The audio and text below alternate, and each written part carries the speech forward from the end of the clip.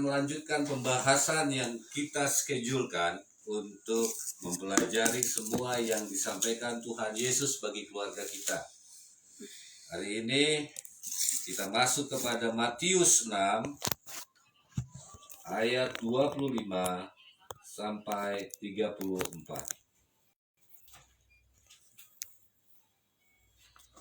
Matius 6 ayat 25 sampai 34. Kita akan membaca secara bergantian. Opung sudah dapat?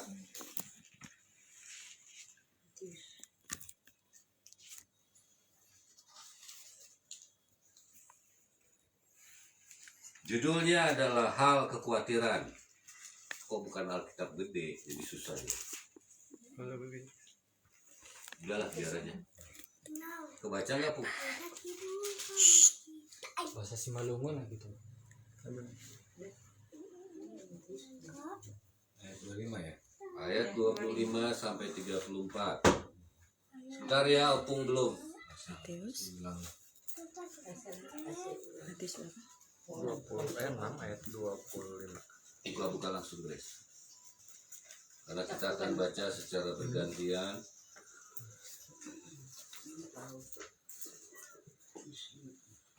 Dua 25 sampai 34.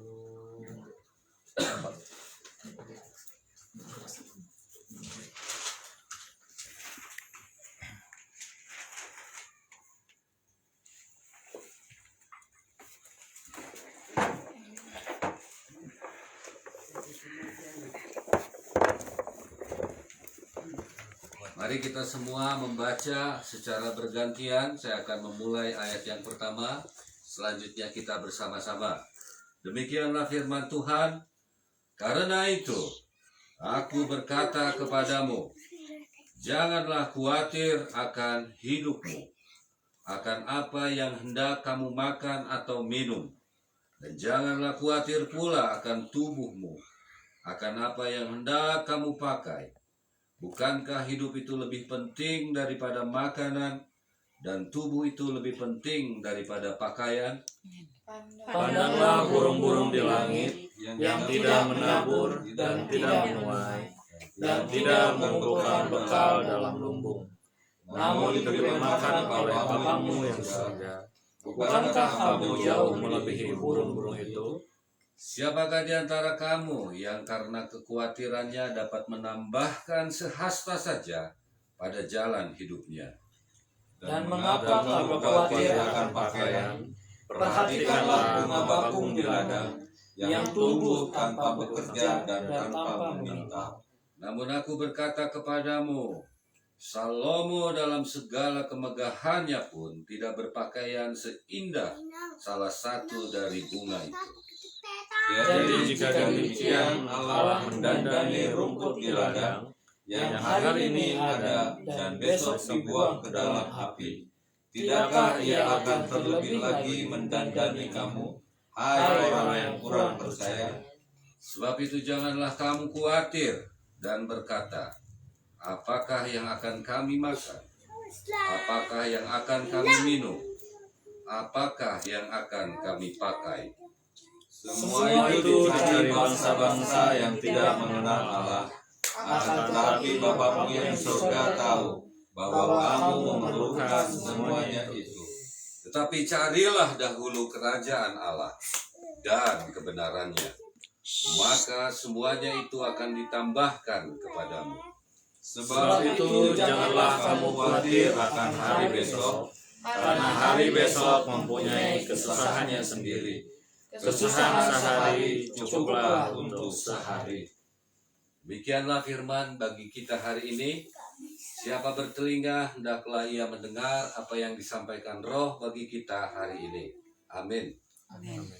Mari kita membahas apa yang Tuhan sampaikan dari pengajaran tentang khotbah di bukit.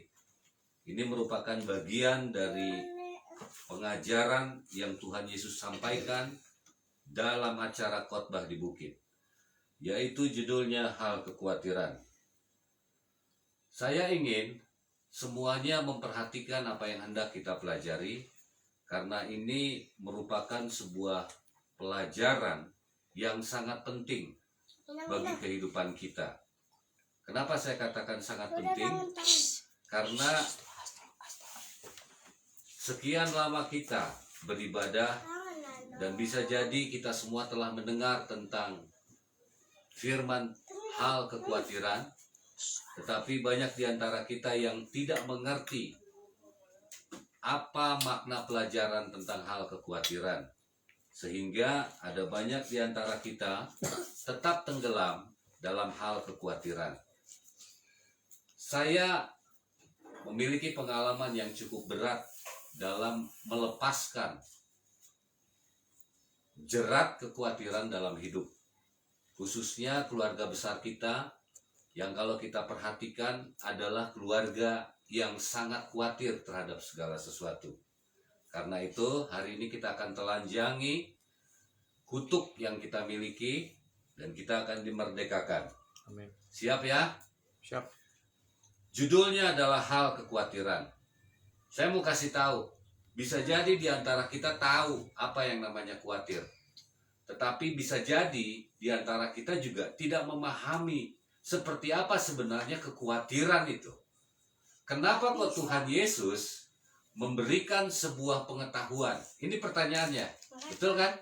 Kenapa Tuhan Yesus memberikan sebuah pengetahuan kepada kita agar kita tidak khawatir? Coba baca ayat 1 Jepanya yang keras. Ayat 25. Ya. Matius 6 ayat 25. Hal kekhawatiran. Karena itu aku berkata kepadamu, janganlah khawatir akan hidupmu, akan apa yang hendak kamu makan atau minum, dan janganlah khawatir pula akan tubuhmu, akan apa yang hendak kamu pakai. Bukankah hidup itu lebih penting daripada makanan, dan tubuh itu lebih penting daripada pakaian? Ya, coba Chandra baca awalnya saja. Ya, siap Tulang. Ayat 25. Karena itu aku berkata kepadamu, janganlah khawatir akan hidupmu, akan apa yang hendak kau makan atau minum. Ya. Artinya begini. Di sini tidak begitu terlalu penting atau tidak begitu terlalu tegas atau tidak terlalu begitu mengejutkan apa yang disampaikan Tuhan Yesus kepada kita. Sepertinya biasa-biasa saja. Nah, ini yang saya mau bagi kepada kita agar kita coba menangkap ini dengan serius. Kenapa? Kalau tidak serius, kita akan lost. Dan kita tidak akan mendapatkan pengetahuan ini. Betul ya? Betul. Tuhan Yesus katakan begini. Karena itu aku berkata kepadamu. Yang ngomong ini siapa? Tuhan Yesus. Tuhan Yesus. Artinya dia mengetahui tentang perilaku kehidupan kita. Sesuatu yang muncul dari dalam hati kita. Pikiran-pikiran yang muncul di dalam kehidupan kita. Itu Tuhan Yesus tahu. Dan yang jadi persoalan di sini, yang sangat disoroti adalah janganlah khawatir. Dengerti ya? Janganlah khawatir. Mari kita sama-sama katakan, janganlah khawatir. Janganlah khawatir. Janganlah khawatir. Janganlah khawatir. Sekarang kita sudah dapat apa yang ditegaskan oleh Tuhan Yesus kepada kita. Yang pertama adalah janganlah khawatir. Saya akan bongkar supaya kita mengerti bahwa sebenarnya ini memiliki makna yang sangat besar dan dalam kehidupan kita. Apa yang dimaksud dengan khawatir atau kekhawatiran? Bu, ngerti apa yang dimaksud dengan kekhawatiran?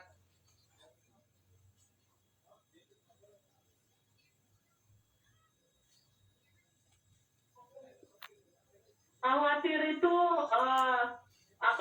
takut. Takut.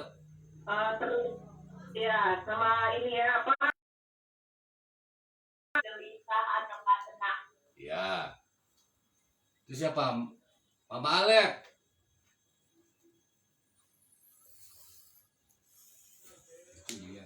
Oh, Lia ya, Lia. Mirip-mirip Mama Alep ya. Khawatir itu cemas, gelisah, seperti itu. Ya, cemas, gelisah. Siapa lagi? Saya ingin kita mantap dulu. Coba papinya Alep. Apa yang dimaksud dengan khawatir? Khawatir ya, Lang. Ya, Sesuatu yang kita cemaskan, yang kita harapkan cuman nggak bisa kita pastikan gitu. ya. Ya gitu. Siapa yang mau menambahkan? Itu kita pastikan lah. Ya. Itu siapa dia? Ini ke kalian. Yang di bawah. Kakalian. Ya. Atau Papi Kiti ada. Lagi sakit Papi Kiti. Apa artinya khawatir?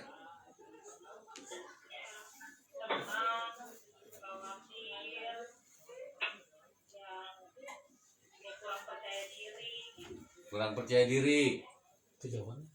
Panggil Juli. Baru gabung panggil. Apa yang dimaksud dengan khawatir? Khawatir adalah pikiran-pikiran yang belum tentu terjadi, yang sudah kita pikirkan bahwasanya itu belum tentu terjadi, ya itulah khawatir. Ya, benar. Jadi pembacaan kita di Matius 6 ayat 25. Jawabannya, apa yang dimaksud dengan khawatir?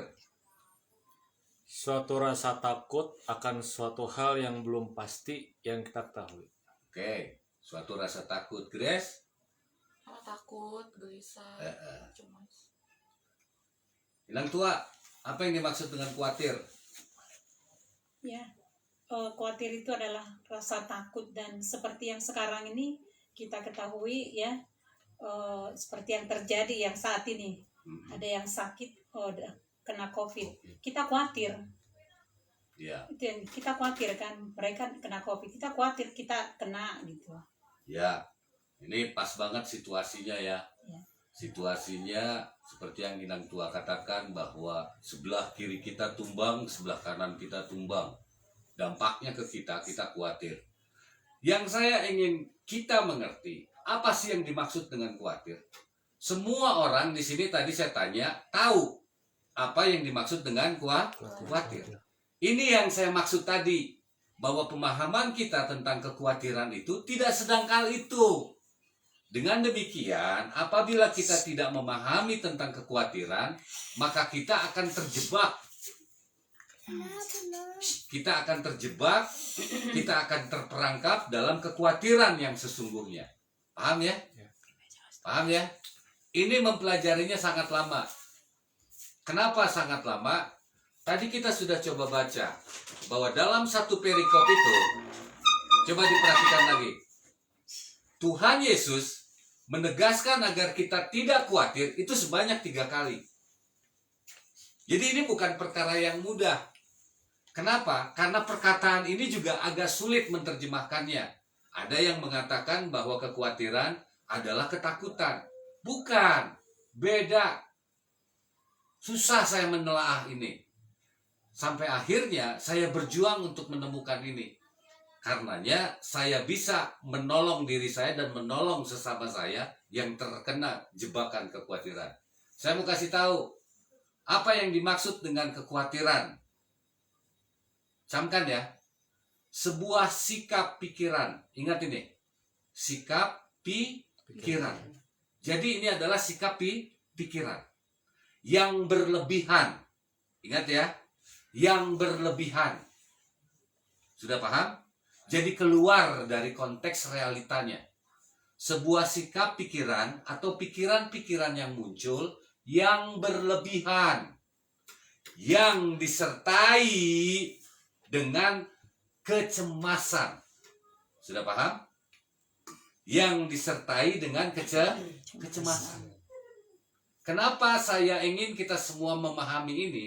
Karena ini sangatlah kita tidak sadari. Dan buat kita ini bukan masalah. Betul ya? Tetapi yang jadi masalah, Tuhan Yesus menegaskan, jangan engkau khawatir itu sebanyak 3 kali. Betul ya? Berarti ini adalah masalah. Saya ulangi. Apa yang dimaksud dengan kekhawatiran? Yaitu sebuah sikap berpikir yang berlebihan. Artinya tidak sesuai dengan faktanya. yang disertai dengan kecemasan, rasa cemas. Jadi kekhawatiran ini mendominasi di dalam perasaan kita. Sudah paham ya? Ketika pikiran kekhawatiran ini muncul, maka perasaan kita yang dihantam, yang dijerat, yang ditawan. Tuhan Yesus mengatakan, jangan engkau khawatir. Tujuannya ngerti nggak? Gak ada yang ngerti kan? Supaya kita tidak ditawan oleh kecemasan. Sebab apabila kita ditawan, terjebak dalam kecemasan, pemikiran-pemikiran yang menggelisahkan, maka hidup kita nggak berbahagia. Sudah paham ya? Ini tujuannya. Maka kita tidak akan merasakan kebahagiaan. Maka kita tidak akan merasakan sukacita. Maka kita tidak akan merasakan ketenangan. Oleh karena kekhawatiran menguasai perasaan. Sudah paham ya? Pasti di antara kita semua punya pengalaman ketika kekhawatiran menguasai diri kita. Salah satu contoh, mungkin ada orang yang harus presentasi di kantor. Mungkin ada orang yang harus tampil di podium. Mungkin ada orang yang harus memulai usaha bisnis. Itu rata-rata dihadang oleh kekhawatiran.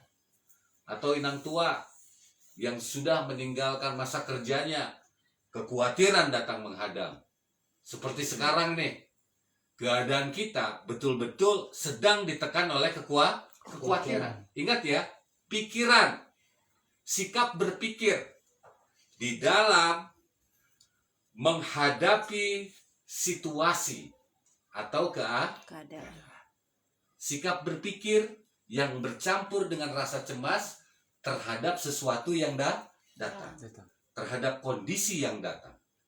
Dan kekhawatiran membuat kita memfokuskan pikiran kepada hal-hal yang takut bahwa hal itu akan terjadi. Itu tadi yang dibilang Chandra, itu tadi yang dibilang Panggi Juli, itu tadi yang dibilang Bow. Kekhawatiran membuat kita memikirkan hal-hal yang belum tentu terjadi. Hal-hal yang bisa jadi tidak terjadi. Tetapi sifatnya itu menekan kita dengan rasa cemas. Sudah paham ya? Lalu Tuhan Yesus mengatakan, jangan engkau khawatir. Satu lagi supaya kita mengerti. Dalam perjalanan pengalaman saya menghadapi orang-orang yang konseling, saya mau kasih tahu, rata-rata 70% kehidupan batinnya mereka itu sudah dikuasai oleh kekhawatiran. Makanya mereka perlu konseling. Jadi apabila kekhawatiran ini dianggap remeh, kekhawatiran ini akan semakin kuat dan semakin menjerat dan semakin menawan, dan akhirnya seolah-olah kehidupan kekhawatiran itu sudah fakta nyata akan terjadi. Ini yang dikatakan orang terkena gangguan jiwa. Ini yang dikatakan orang stres. Sudah paham ya? Sudah paham belum? Orang stres itu karena kekhawatiran. Orang banyak melamun. Orang banyak menyendiri. Orang banyak takutnya, itu adalah orang yang dikuasai oleh kekhawatiran. Paham maksudnya ya? Kita nggak bisa bahas ini panjang. Tetapi saya hanya mau bagi dulu bekal bahwa Tuhan Yesus menekankan agar kita tidak khawatir. Ingat ya, nih mumpung inang tua sekarang lagi ditekan oleh kekhawatiran. Apa pesannya? Janganlah engkau Khawatir. sebab ternyata kekhawatiran itu bukan berasal dari Allah. Kekhawatiran itu bukan berasal dari Roh Kudus. Ingat ini. Kekhawatiran itu berasal dari setan-setan, berasal dari roh ketakutan. Sudah ngerti ya? Jadi itu bukanlah fakta nyata yang akan terjadi. Kekhawatiran bukanlah firman Allah yang akan terjadi. Kekhawatiran itu adalah sebuah prediksi-prediksi pikiran dari ketakutan. Dan itu tidak pernah terjadi. Jangan pernah bilang itu belum tentu terjadi. Bilang tidak pernah terjadi. Kalau kita katakan belum tentu, tadi yang dikatakan Panggi, itu biasanya akan terjadi juga. Betul ya? Katakan tidak pernah terjadi. Karena ini bukan berasal dari Allah. Ini bukan pikiran Allah. Nah sekarang kita mau berpikir apa coba? Ketika yang harus kita hadapi sekarang dengan keluarga-keluarga kita, pasti pikiran kekhawatiran datang. Jangan-jangan kita juga terkena. Ini yang dimaksud dengan kekhawatiran. Itu bukan berasal dari Allah. Berarti itu tidak terjadi. Paham ya? Paham Chandra ya? Sesuatu yang bukan berasal dari Allah jangan diimanin. Karena itu akan menjadi kekuatan kegelapan menguasai hati kita. Di luar tempat kadang-kadang ada yang berkata seperti ini. Kekhawatiran itu perlu supaya memacu hidup kita. Itu pasti ada yang mendengar seperti itu. Saya katakan jangan pernah dengar itu. Kekhawatiran itu perlu supaya kita merasa bahwa hidup kita masih berjalan, masih normal. Jangan. Karena Tuhan Yesus katakan jangan beri tempat kepada kekhawatiran. Sampai 3 kali berarti dia keras. Jangan khawatir. Kenapa? Karena segala sesuatu yang diucapkan oleh kekhawatiran. Coba baca ayatnya sini. Saya mau kasih tahu nih. Coba baca ayat yang ke-31 dan 32. Aldiar yang keras. Matius 6 ayat 31 dan 32. Sebab itu janganlah kamu khawatir. Sebab itu janganlah kamu khawatir Dan berkata. Ini coba perhatikan. Dan berkata. Ingat ya. Jangan kamu khawatir dan berkata. Hati-hati di sini. Hati-hati dengan ucapan kita. Ingat ya. Paham ya? Ketika kita khawatir, jangan mengucapkan apa-apa. Lawan kekhawatiran itu. Apalagi kalau sempat mengatakan, itu artinya kita sedang membuahi kekhawatiran. Dan itu adalah dosa. Dan kita akan beroleh maut. Ngerti maksudnya ya? Coba ulang lagi. Sebab itu janganlah kamu khawatir dan berkata, apakah yang akan kami makan? Apakah yang akan kami makan? Apalagi? Apakah yang akan kami minum? Apakah yang akan kami minum? Apakah yang akan kami pakai? Apakah yang akan kami pakai? Selanjutnya. Semua itu dicari bangsa-bangsa yang tidak Semua itu. Ingat ya. Semua perkataan itu. Semua perkataan kekhawatiran itu adalah perkataan dari bangsa-bangsa yang tidak mengenal Allah. Dapat ya? Dapat ya? Jadi jangan kita mengatakan apa yang kita khawatirkan. Karena perkataan itu adalah perkataan orang-orang yang tidak mengenal Allah. Amin? Amin. Keren gak tuh? Jadi jangan pernah katakan kekhawatiran. Karena itu adalah ciri dari orang yang tidak percaya kepada Allah. Orang yang tidak menaruh pengharapan, kekuatan, masa depan kepada Allah. Paham maksudnya? Keren nggak? Keren. Jadi jangan sembarangan dengan perkataan kita. Ketika kita khawatir, ketika kita cemas, lalu kita buahi dengan perkataan, habislah kita. Paham? Jadi berhati-hati dengan ucapan. Lalu bagaimana supaya segala sesuatu yang memang adalah nyata, kebutuhan akan makanan, kebutuhan akan pakaian, kebutuhan akan perlindungan terhadap COVID, kebutuhan terhadap bagaimana caranya? Sementara kita tidak boleh khawatir. Lanjutkan Aldia. Akan tetapi Bapamu yang di sorga tahu bahwa kamu memerlukan semuanya itu. Tetapi carilah dahulu kerajaan Allah dan kebenarannya, maka semuanya itu akan ditambahkan kepadamu. Amin. Ini adalah kunci untuk melawan kekhawatiran.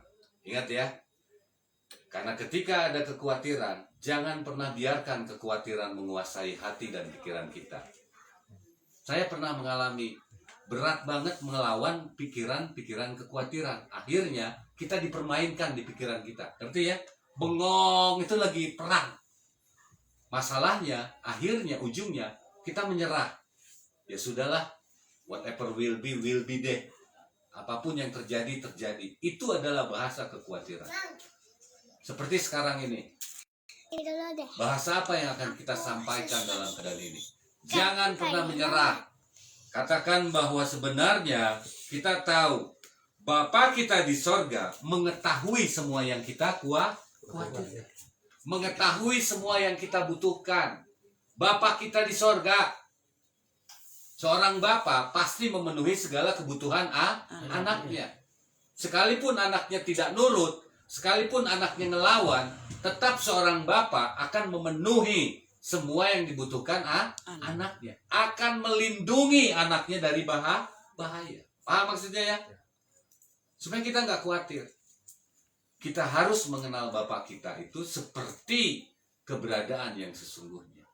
Tidak mungkin, nih Papi Alep nih, apakah Papi Alep akan membiarkan kalau Alep itu katakan jatuh dari kasur? Tidak kan? Tidak. Pasti dia akan jaga, pasti dia akan rawat, pasti dia akan pelihara. Sama seperti Bapak kita di sorga. COVID ada di permukaan bumi ini. Apakah Bapak tidak memperhatikan kita? Oh, tidak seperti itu Bapak kita. Bapak kita adalah yang menjadikan kita sebagai biji matanya. Amin? Artinya kita dipelihara dengan baik. Kunci terakhir, pembahasan kita terakhir yang disampaikan Tuhan Yesus. Dan ini adalah harga mati. Harga mati yang akan membuat kita tenang dalam hidup. Tetapi carilah dahulu kerajaan Allah dan kebenarannya. Carilah dahulu kerajaan Allah dan kebenarannya. Yang menjadi prioritas dalam hidup kita adalah bukan kita berjuang memenuhi kebutuhan kita, tetapi berjuang untuk mencari kerajaan Allah dan kebenarannya. Maka semua yang kita butuhkan akan ditambahkan. Ingat ini. Ingat ini. Jadi ketika kita mencari kerajaan Allah, itu adalah sebuah pekerjaan yang telah memenuhi kebutuhan kita. Dan Bapa akan menambahkan segala sesuatu yang kita pikirkan. Paham ya? Ini seperti sekarang ini. Kita sedang mencari kerajaan Allah. Kita sedang mencari kebenarannya. Sementara orang di luar sana berjuang melawan maut. Kita santai-santai hanya mencari kerajaan Allah dan kebenarannya. Lalu bagaimana dengan perlindungan terhadap maut yang sedang melanda? Bapa yang akan menambahkan. Paham ya? Simpel gak? Simpel. Enak kok hidup dalam iman percaya. Karena Bapa kita maha kuasa. Bapa kita maha segalanya. Jadi kita tidak perlu khawatir. Akhir dari renungan kita. Bisa jadi ini adalah pengantar sedikit. Tetapi bekal kita untuk kedepannya. Belajarlah untuk melawan kekhawatiran. Belajarlah untuk keluar dari kekhawatiran. Belajarlah untuk menaruh percaya dan pengharapan hanya perkataan-perkataan Tuhan. Dengan demikian kita akan dibebaskan dari tekanan dan kita akan beroleh kebahagiaan. Amin. Amin. Tuhan Yesus memberkati. Mari kita berdoa, kita angkat satu pujian. El Shaddai, El Shaddai.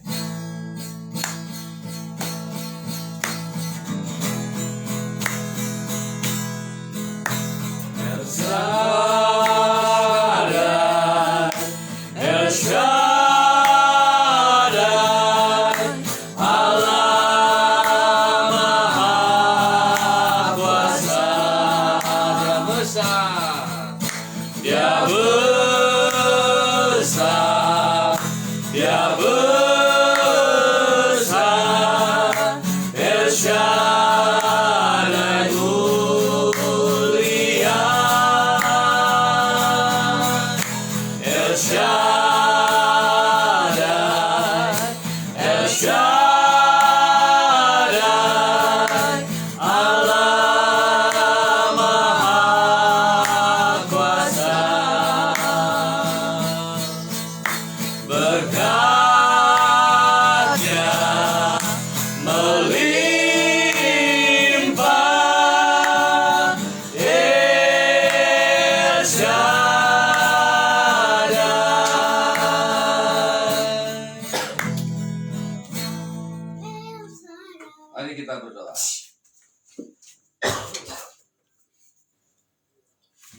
Allah Roh Kudus, sungguh kami bersyukur kepada Bapa di dalam sorga, di dalam nama Yesus Kristus.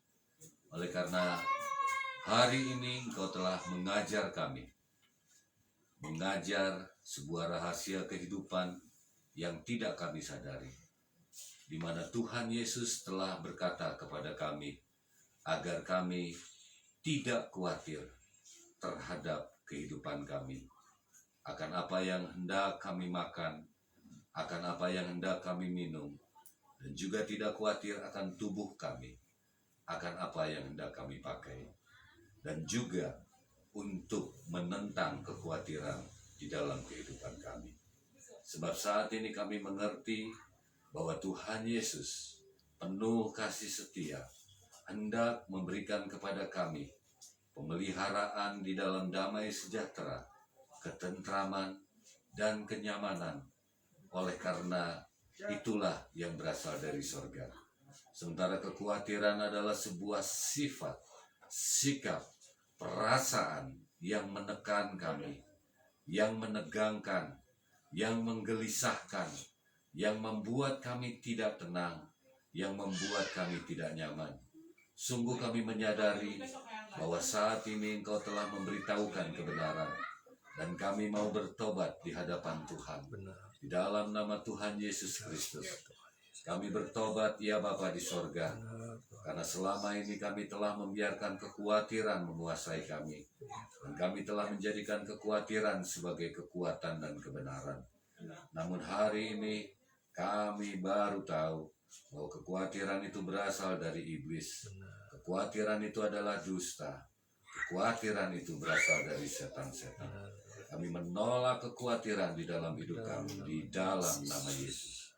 Dan kami hanya akan mencari kerajaan Allah dan kebenarannya, sehingga segala sesuatu yang kami butuhkan, Bapa akan tambahkan.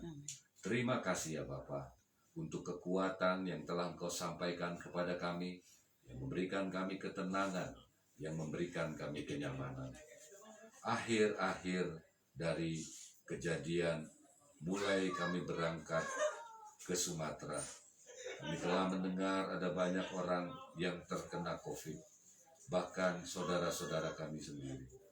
Bapak, terima kasih Engkau telah menyampaikan kepada kami agar kami tidak khawatir. Itu artinya Engkau menjamin keberadaan kami. Itu artinya Engkau menjaga kehidupan kami. Itu artinya Engkau tetap dengan janji pemeliharaan kepada kami.